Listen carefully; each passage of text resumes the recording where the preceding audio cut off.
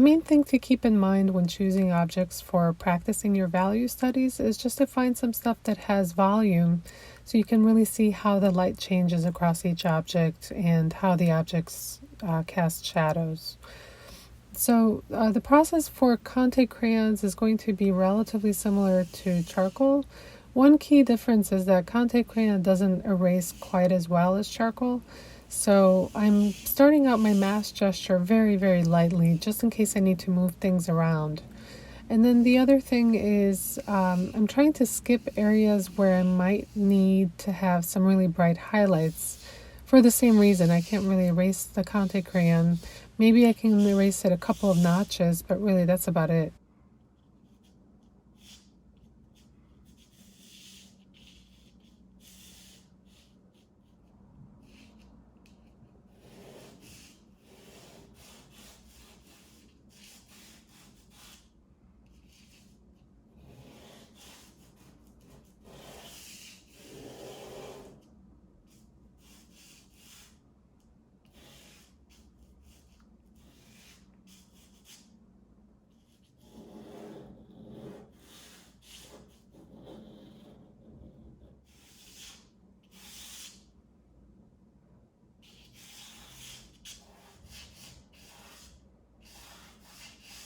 I'm trying to get a sense of how the drawing is going to be structured, where the shadows are going to be, where the highlights are going to be.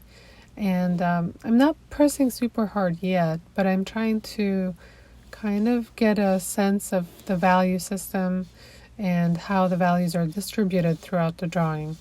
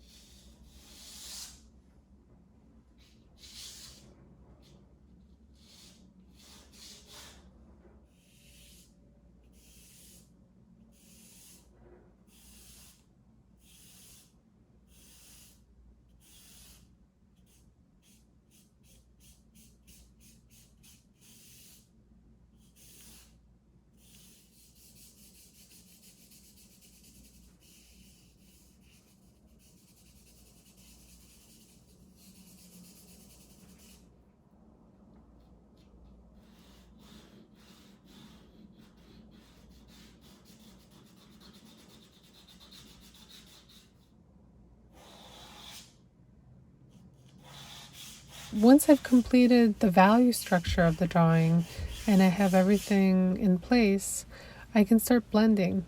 And personally, I actually prefer how Conté Crayon looks when it's not blended. You know, that kind of gritty look, I really like it, but it is important to learn how to blend. And Conté Crayon is a really good material for that because it's not very forgiving, and those gestures and strokes that you make are going to be very obvious. So you'll notice here that I'm moving across each one of these vegetables by following the form.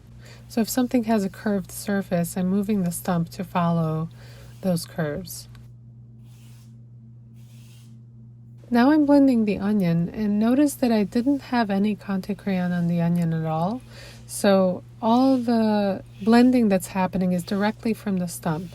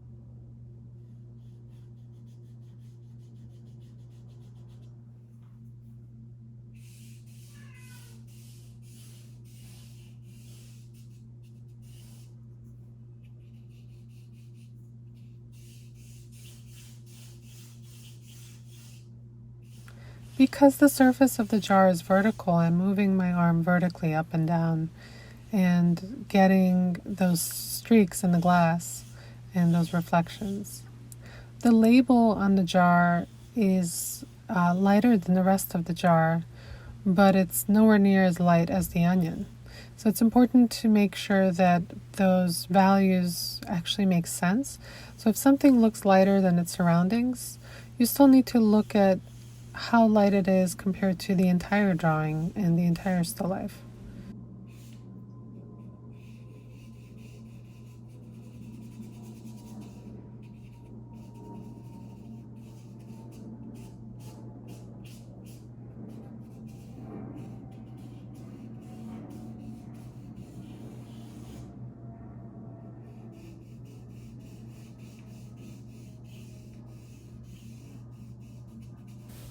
Even on the lid of the jar, the top surface of the lid is flat and horizontal, so I'm moving horizontally, but then that edge is vertical, so I'm creating these tiny little vertical motions. It seems like it would be a lot more efficient to move left and right for the side of the lid, but it's more convincing when you start to have those streaks that move up and down and show the vertical side.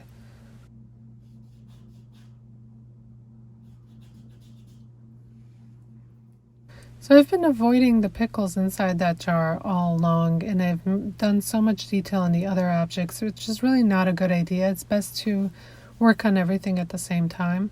But I finally decided to tackle those pickles, and I'm starting with the highlights. So I'm looking for parts that are light and erasing those out first.